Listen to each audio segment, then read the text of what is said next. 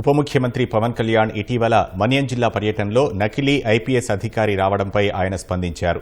నకిలీ ఐపీఎస్ ఎలా వచ్చాడనేది తేల్చాల్సిన బాధ్యత ఇంటెలిజెన్స్ డీజీపీ హోంమంత్రిదే అని పవన్ అన్నారు. అల్లు అరెస్టు వ్యవహారంపై పవన్ స్పందించారు.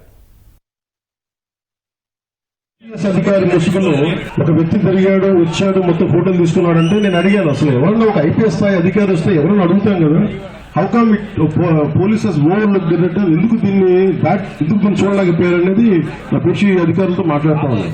నాకు పనిచేయడం తెలుసు. రాష్ట్ర పోలీస్ శాఖ బాధ్యత ఇది, ఇంటెలిజెన్స్ శాఖ బాధ్యత, హోంశాఖ బాధ్యత, అలాగే డీజీపీ గారి బాధ్యత ఇది. నాకు పనిచేయడమే తెలుసు. రక్షణ ఉన్నా పనిచేస్తాం, రక్షణ లేకపోతే ఒక మాట మాట్లాడబోయే ముందు దానికి సరైన ఆధారం లేకుండా మాట్లాడకూడదు.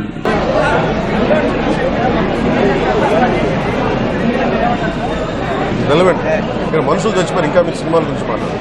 మీరు డిబేట్ మన మనసులో చెప్తారా? Debate go beyond cinema. ఈయన చెప్తుంది ఏముంది, గోల్ అరాచకం, వాటి మీద మాట్లాడారు, పెద్ద మాట్లాడారు. సినిమా అనేది చాలా చిన్నది.